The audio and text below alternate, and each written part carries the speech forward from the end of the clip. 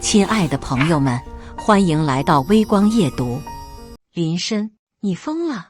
你知道你在做什么吗？张总的声音在会议室里炸开，脸涨得通红。我看着手机屏幕上人事部发来的裁员通知，又抬头看了看坐在对面的博远集团王总，还有正准备签字的赵副总。合同就摊在桌上，3000万的单子。我跟了半年，熬了无数个通宵，可我还是站了起来，声音出奇的平静。王总，这个合同我们不能签。赵明轩手里的签字笔掉在桌上，发出清脆的响声。张总整个人愣在那里，嘴巴张着，半天说不出话。王总皱起眉头，目光在我和赵明轩之间来回扫视。会议室的空气凝固了，只剩下中央空调呼呼的风声。谁也没想到我会在这个节骨眼上做出这样的决定。接下来开始我们本期故事，记得点击订阅并开启小铃铛。这是得从半年前说起。去年11月，我刚过完35岁生日，妻子陈曦在蛋糕上插了3根蜡烛，说是代表事业、家庭、健康。我许愿的时候，心里想的却是博远集团那个还没拿下的智能化改造项目。你就不能消停点？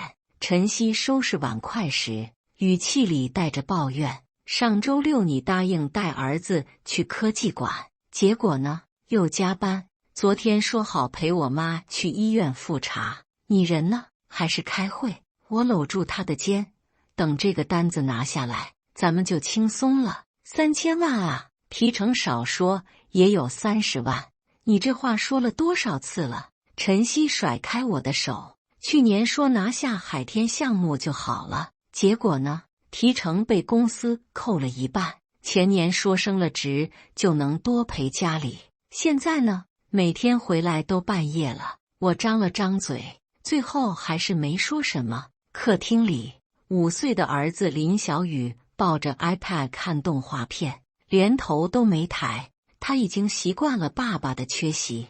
岳母从厨房探出头来，阴阳怪气地说：“有些人啊，就会画大饼，35了还是个打工的，还不如人家老张，早就自己开公司当老板了。”我忍住火气，回到书房继续整理博远项目的方案。华瑞科技这家公司，我待了8年，从一个普通销售做到销售总监，手底下带过的团队超过20人。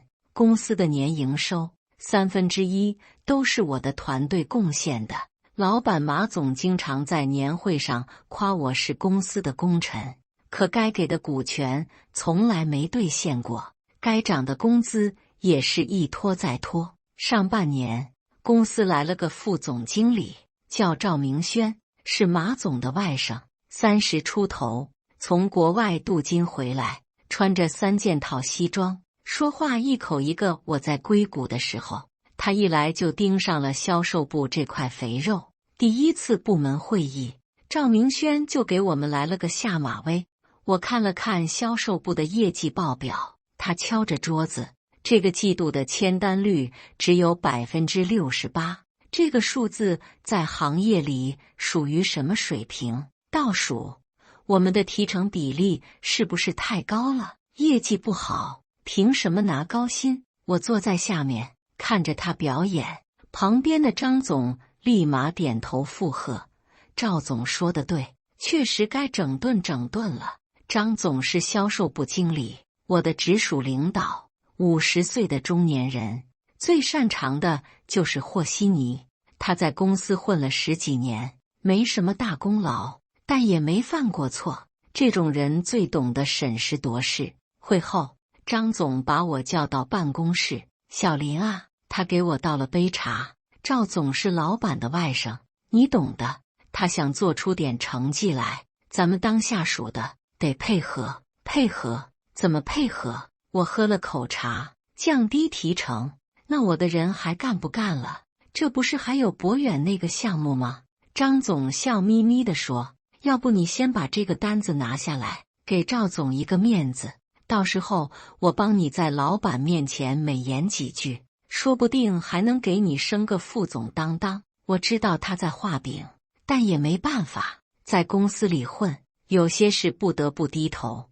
博远集团的项目我跟了大半年，这家企业是做纺织品进出口的，在本市算得上龙头企业。去年他们决定搞智能化改造，把整个工厂的管理系统都升级一遍。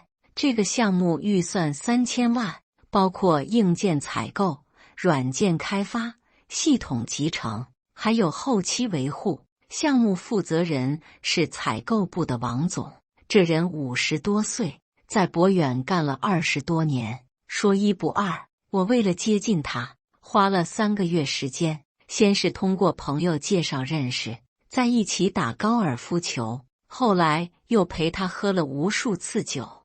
王总是个爽快人，喝多了就掏心窝子。小林啊，这个项目不好做。他那天喝了半斤白酒，脸红得像关公。我们董事会那边有人推荐了另外2家公司，价格都比你们低，技术也不差。王总，咱们合作这么久了，我的为人您还不了解吗？我给他倒满酒，价格可以再谈，但质量必须保证。那2家公司，说实话，技术团队都是拼凑的，真出了问题，后期维护跟不上。话是这么说，王总叹口气，但我也得给董事会一个交代。这样吧，你回去再做个详细的技术方案，把售后服务这块写清楚。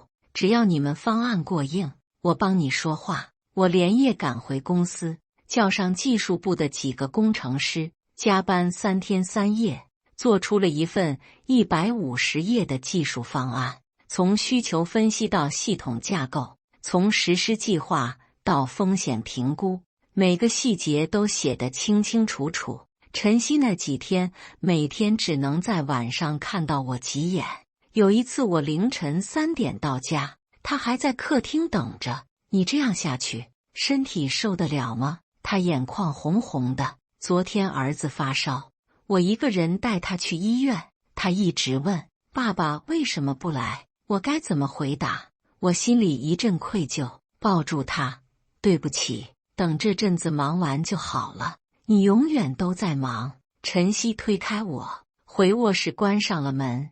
那份方案送到王总手里后，他看了2天，给我回了电话：小林，你这方案做得不错。王总说，董事会那边我帮你通过了，下周3你们来公司签合同吧。我挂了电话，兴奋得差点跳起来。这个单子终于要成了，但我高兴得太早了。就在签约前1周，赵明轩找到我，听说博远的项目要签了。他坐在我办公桌对面，翘着2郎腿。这个项目很重要，公司决定由我来主签。主签？我愣住了。赵总，这个项目从头到尾都是我在跟，凭什么您来主签？凭什么？赵明轩冷笑一声，就凭我是这家公司的副总经理，就凭这个项目关系到公司的战略布局。林深，你要搞清楚，你只是个销售总监，不是决策层。我攥紧了拳头，强压着怒火。那我呢？签约的时候我干什么？你当然也要去。赵明轩站起来，拍拍我的肩膀，你是陪同人员，放心，提成不会少你的。他走后，我一个人坐在办公室里，盯着窗外的天空发呆。这8年，我到底图什么？那天晚上，我在公司待到很晚，打开电脑，看着这些年积累的客户资料，400多个客户联系方式，50多个重点合作伙伴，每一个都是我一点一点攒下来的。我打开手机相册，翻到去年的照片，那是儿子林小雨幼儿园的运动会，晨曦一个人带着他去的。照片里，小雨站在跑道上，眼睛看着远处，那个方向是家长区。他在找我，但我没去。我关上电脑，走出办公室。签约的日子越来越近，公司这边开始准备各种材料，公关部还特意做了一套宣传方案，准备签约后发新闻稿。赵明轩每天西装革履的在公司转悠，逢人就说这是我负责的重点项目。张总更是殷勤，每天给赵明轩泡茶、订饭，把他伺候得舒舒服服。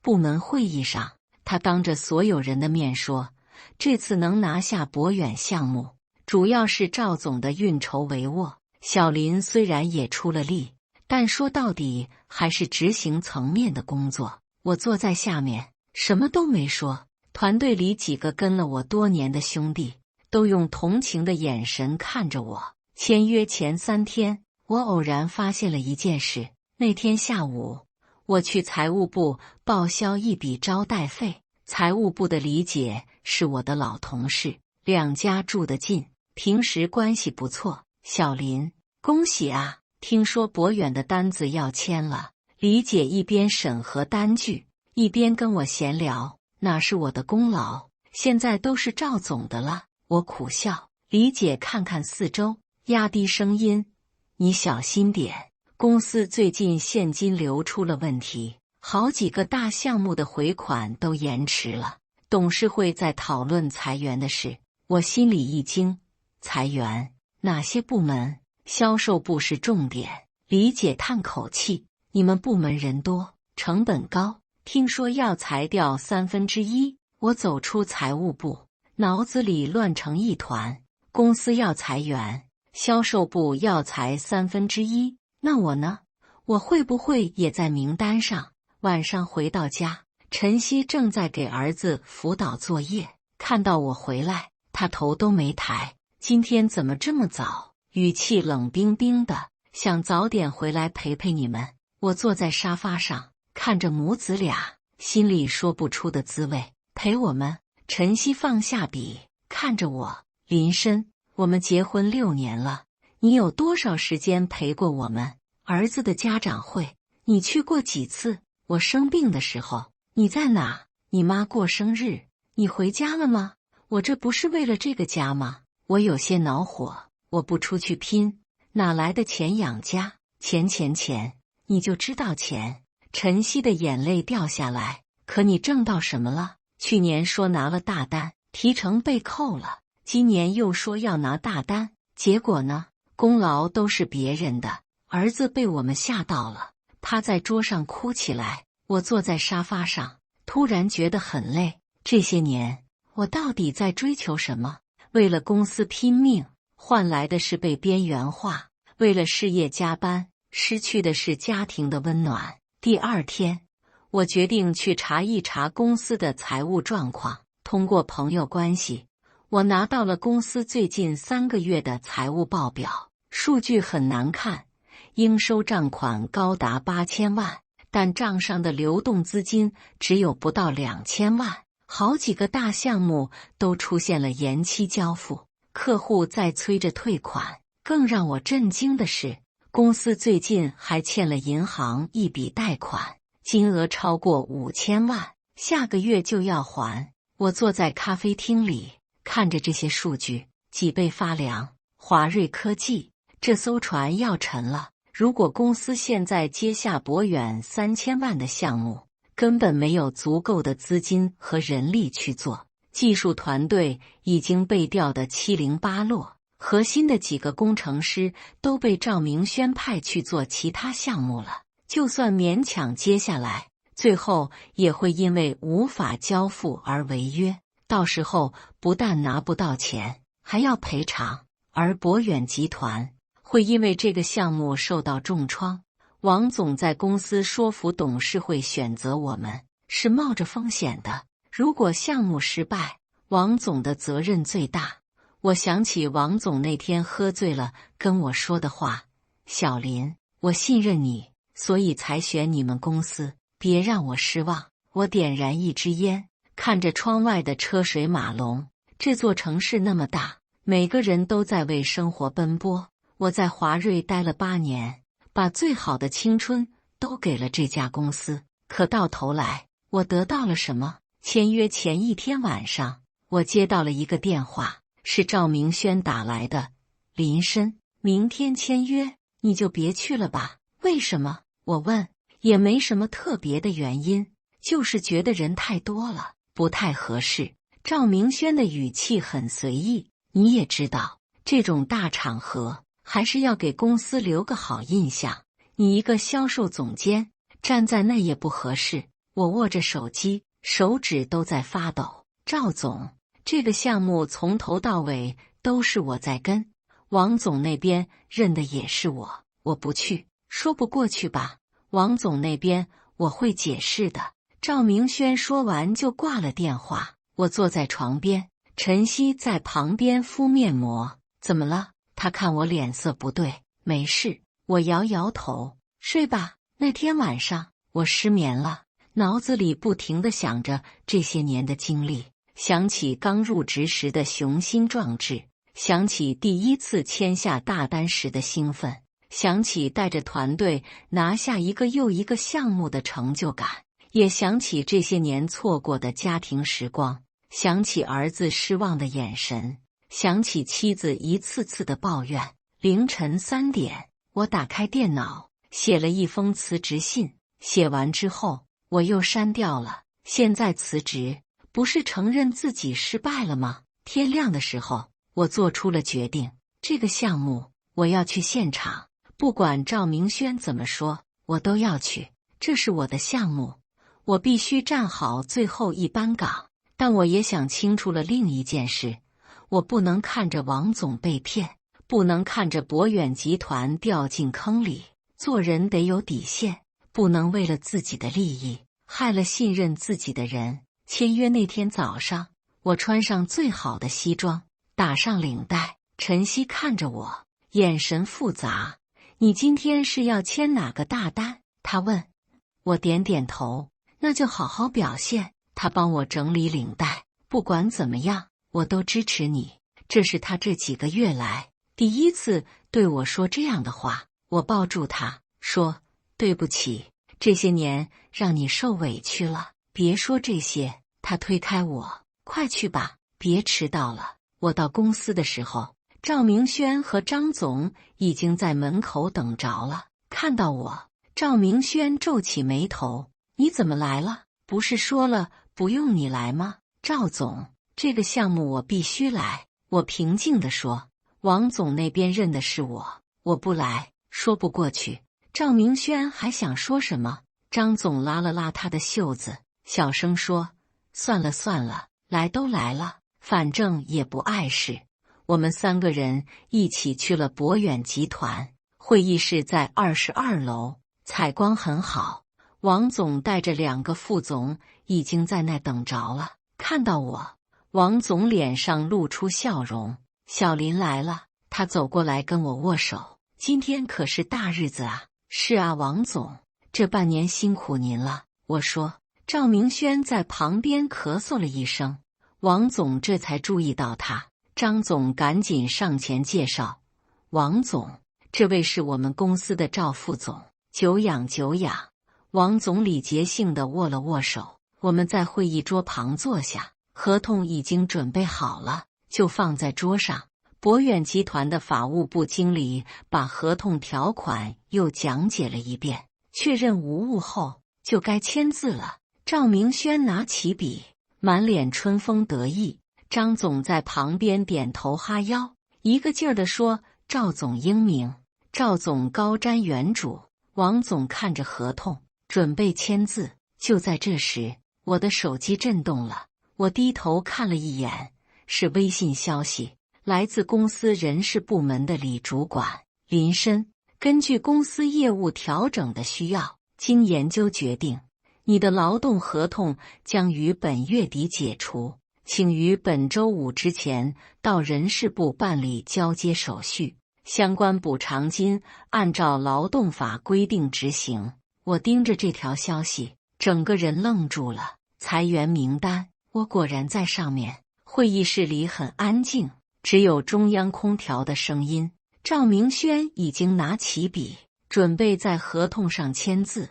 张总眼睛都不眨地盯着那份合同，脸上写满了期待。我抬起头，看着坐在对面的王总，这个50多岁的中年男人，在博远集团干了20多年，兢兢业业。他信任我，才选择了华瑞科技。如果这个合同签了，3个月后，博远的智能化改造项目会因为华瑞的资金链断裂和技术团队不足而搁浅。到那时，王总会被董事会追责，他这20多年的职业生涯会毁于一旦。而我，即使拿到了提成，也要背上这个污点。以后在这个行业里还怎么做人？我站了起来，我的声音在会议室里响起：王总，这个合同我们不能签。时间好像停止了，赵明轩手里的笔掉在桌上，发出清脆的响声。张总整个人僵在那里，嘴巴张得能塞进一个鸡蛋。王总愣住了，目光在我和赵明轩之间来回扫视。博远的2位副总也愣住了，他们交换了一个眼神，不知道发生了什么。林深，你疯了吗？张总第一个反应过来，声音都劈叉了。你知道你在说什么吗？赵明轩的脸色铁青，他猛地站起来，指着我：林深，你想干什么？这是公司的决定，轮得到你说话吗？我没理他们，从公文包里拿出一份文件，放在桌上。这是我昨天连夜整理出来的，关于华瑞科技目前财务状况和项目实施能力的详细报告。王总，您看看这个。我把文件推到王总面前，王总皱着眉头翻开文件，第1页是华瑞科技最近3个月的财务数据，第2页是公司目前正在进行的项目列表，第3页是技术团队的人员配置情况。每一页都清清楚楚地说明了一个事实：华瑞科技现在根本没有能力完成博远这个3000万的项目。王总，实话跟您说，我深吸一口气，华瑞现在的现金流只有不到2000万，但账上的应收账款超过8000万，公司下个月还要还银行5000万的贷款。技术团队这边，核心的几个工程师都被调去做其他项目了，根本抽不出人手。林深，你胡说什么？赵明轩拍桌子站起来，公司的财务状况关你什么事？你一个销售总监，懂什么财务？我懂不懂财务不重要。我转头看着他，重要的是这些数据都是真的。赵总，您敢说不是吗？赵明轩的脸色一阵青一阵白，嘴唇抖了半天，说不出话来。张总在旁边急得跳脚：小林，你这是要干什么？这个项目多重要，你不知道吗？公司花了这么大力气，你一句话就要搅黄了。张总，我看着他，如果这个项目签了，3个月后做不出来怎么办？华瑞要赔偿多少钱？博远集团又要损失多少？最重要的是，王总在公司怎么交代？王总的脸色越来越难看，他仔细看着我提供的那份报告，手指在纸上敲着。小林，王总抬起头，声音低沉：你说的这些都是真的，千真万确。我点点头，我跟了这个项目半年，我不能看着您被坑。王总，您在博远干了20多年，这个项目如果出问题，您的职业生涯就毁了。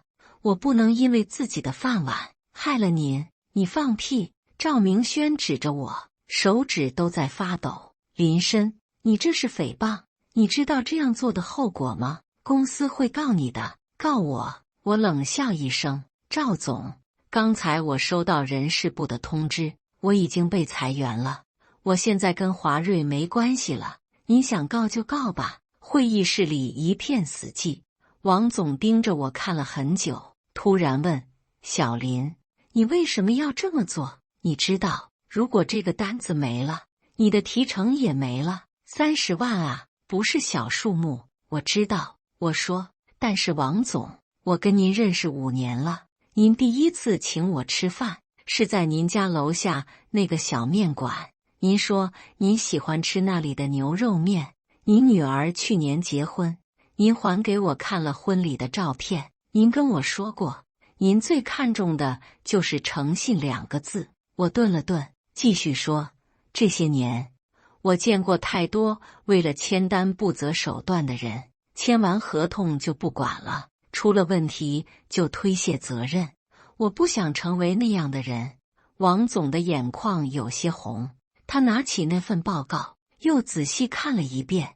赵明轩还想说什么，被王总摆手打断了。赵总，王总的声音很平静，小林说的这些是不是真的？王总，这个，赵明轩支支吾吾。公司现在确实资金有点紧张，但绝对不影响项目实施，我们完全有能力。够了！王总站起来，这个合同今天不签了。赵明轩的脸色唰一下变得惨白，张总整个人瘫在椅子上，嘴里喃喃着：“完了，完了。”王总走到我面前，伸出手：“小林，谢谢你。”我握住他的手：“王总，对不起，让您白跑一趟。”不，王总拍拍我的肩膀：“你救了我，如果不是你，我就上当了。”他转身对赵明轩说：“赵总，请回吧，华瑞科技的项目我们不考虑了。”赵明轩张了张嘴，最后什么都没说，拿起公文包转身就走。张总紧跟在后面，连招呼都没打。会议室里只剩下我和王总，还有博远的2位副总。小林，王总拍拍我的肩膀：“你现在有什么打算？还没想好。”我苦笑：“反正是失业了。”你手里有客户资源吧？王总问。有一些。我点点头。那你为什么不自己干？王总说：“以你的能力，完全可以自己开公司。”我摇摇头。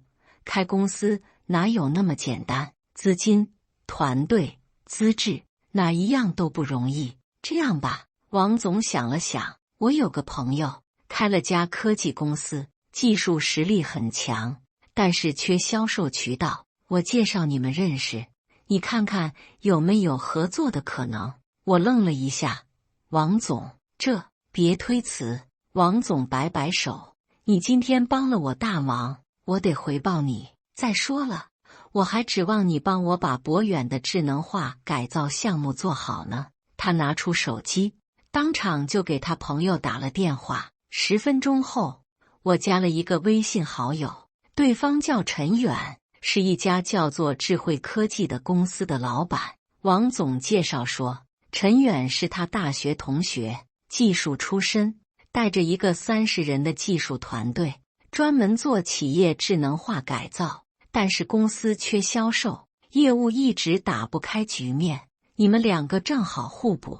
王总说，小林有客户资源和销售能力，老陈有技术团队和实施经验，你们合作的话，博远这个项目我就放心了。我从博远集团出来的时候，太阳已经快要落山了，手机里躺着陈远发来的消息，约我明天见面详谈。我坐在车里，看着华瑞科技大楼的方向，那栋楼里还亮着灯，有人在加班，有人在开会，有人在为业绩发愁。我在那里待了8年，把最好的青春都给了那家公司，但现在我要离开了。手机响了，是陈曦打来的。怎么样，合同签了吗？他的声音里带着紧张。没签。我说。啊，为什么？回家跟你慢慢说。我发动汽车，今天晚上我要好好陪陪你和儿子。你确定不是因为公司加班？陈曦的语气里带着怀疑。确定。我笑了笑，因为我已经不是华瑞的员工了。电话那头沉默了几秒钟，陈曦突然笑了。好，那我等你回来。我挂了电话，看着窗外的夕阳，这座城市依然车水马龙，人来人往，每个人都在为生活奔波，但我心里突然轻松了很多。第二天，我去见了陈远。智慧科技的办公室不大，就在一栋写字楼的7层，装修很简单，墙上挂着几个专利证书和荣誉证书。陈远是个40出头的中年人，戴着眼镜，说话很直接。王总昨天跟我说了你的事，他给我倒了杯茶，我看了看你的资料，很不错，说说吧，你想怎么合作？我把自己这些年积累的客户资源拿出来给他看，400多个客户联系方式，50多个重点合作伙伴，每个客户的情况我都做了详细记录。陈远看完后眼睛亮了，这些资源价值不菲啊，你想用这些换什么？我想加入你们公司，我说，但不是当员工，而是合伙人。我用这些客户资源入股，占30%的股份，30%。陈远皱起眉头，对，我点点头。我不光带来客户资源，还会带来订单。博远集团的3000万项目，我可以帮你们拿下来，而且我手里还有其他几个正在跟进的项目，总价值超过8000万。陈远沉思了一会儿，说：“我得跟我的合伙人商量一下。”没问题，我说，但是王总那边等不了太久，博远的项目要尽快启动，他们董事会已经等了半年了。陈远点点头，给我3天时间。这3天里，我没闲着，我把博远的项目从头到尾梳理了一遍，做出了一份新的方案。这次的方案是基于智慧科技的技术实力来设计的。我还去拜访了几个老客户，跟他们聊了聊智慧科技。大部分客户都很感兴趣，因为他们信任我。3天后，陈远给我打电话：“林深，合作的事我们同意了，但是股份比例，我们商量后觉得可以给你25%，成交。”我说，签合同那天，智慧科技的几个合伙人都在，除了陈远，还有负责技术的李工和负责运营的王姐。欢迎加入。陈远跟我握手，从今天起，你就是智慧科技的合伙人了。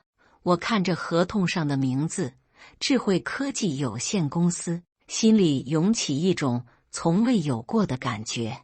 这是我第一次成为公司的主人，而不是打工者。接下来，我们要尽快拿下博远的项目。我说，这个项目对我们来说很重要，不仅是3000万的营收，更重要的是可以打响智慧的品牌。没问题，李工说，我已经组织技术团队做准备了，只要方案确定，我们随时可以启动。第二天，我约了王总见面，还是那个小面馆，还是那个靠窗的位置。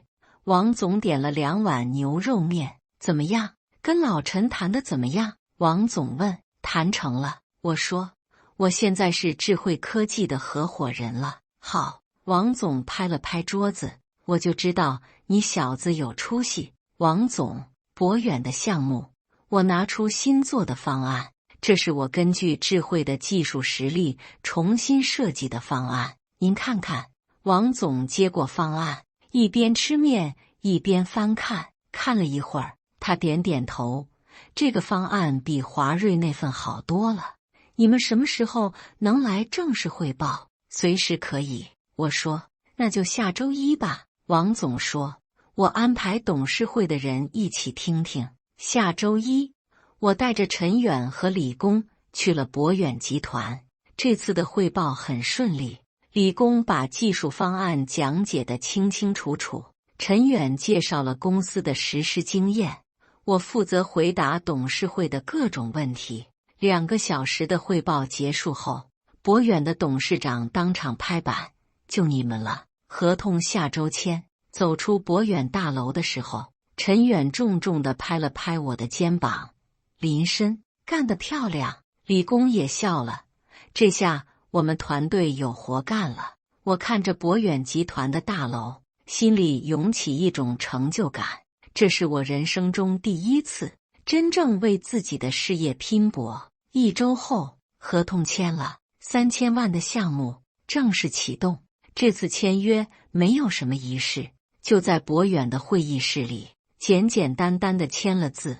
但我心里的满足感比任何时候都强烈。项目启动后，我开始全力以赴的跟进，每个环节我都亲自把关，每个细节都不放过。智慧的技术团队很给力，理工带着人加班加点，保质保量的完成每一个阶段的任务。2个月后，项目进展顺利，博远的董事长很满意，王总更是逢人就夸智慧科技。这期间，我又拿下了3个新项目，总金额超过5000万，智慧科技的营收翻了3倍，团队也从30人扩张到了60人。陈远在公司会议上说，这半年是智慧成立以来发展最快的时期，这都要感谢林深的加入。但我心里清楚，这只是开始。这天晚上，我正在家陪儿子玩乐高，手机响了，是个陌生号码。喂，是林深吗？我是张峰。张峰，我想了一下，想起来了，他是我在华瑞的同事，2年前离职去了另一家公司。张哥，好久不见。我说，怎么想起给我打电话了？听说你现在自己创业了。张峰问，算是吧，加入了一家公司当合伙人。我说，恭喜啊。张峰笑了笑，我打电话是想告诉你个事，华瑞科技完了。什么？我一愣。上周华瑞被银行起诉了。张峰说，因为还不上贷款，现在公司账户被冻结，好几个项目都停了。听说老板马总正在想办法融资，但是没人愿意投。我沉默了一会儿，问，那赵明轩呢？赵明轩？张峰冷笑一声，他早跑了，上个月就辞职了，听说去了深圳，留下一堆烂摊子给张总收拾。张总现在也离职了，正在到处找工作。挂了电话，我坐在沙发上发呆。华瑞科技，这家我待了8年的公司，就这样垮了。陈曦走过来问，怎么了？华瑞倒闭了。我说，活该。陈曦毫不客气，这种公司早该倒闭了，可是那里有我8年的青春。我说，那又怎么样？陈曦坐在我旁边，你现在不是过得很好吗？自己当老板，有自己的事业，儿子也能经常见到你，我们一家人也能好好吃顿饭，这不比以前强多了？我看着他，突然笑了。你说的对。儿子林小雨跑过来，抱着我的腿，爸爸，你看我搭的飞机。我把他抱起来，仔细看着他搭的乐高飞机，真棒。爸爸，你明天还会陪我玩吗？小雨用期待的眼神看着我。当然。我揉揉他的头，爸爸答应你，以后每个周末都陪你。小雨开心地笑了。那天晚上，我做了个梦，梦见自己还在华瑞科技的办公室里，加班到深夜，办公室里空荡荡的，只有我一个人。我想走，但是门打不开，我想喊，但是没人听见。我突然惊醒，一身冷汗。陈曦被我惊醒了。怎么了？做噩梦了？没事，我抱住他，就是梦到以前的事了，都过去了。陈曦拍拍我的背，现在的生活不是挺好的吗？是啊，都过去了。3个月后，我在行业交流会上碰到了张总，他瘦了很多，头发也白了不少。看到我，他愣了一下，然后走过来，小林，他的声音有些干涩，好久不见。张总，我点点头，还好吗？还行吧。他苦笑，找了份工作，在一家小公司做销售经理，工资不高，但也够生活。我们站在那里，气氛有些尴尬。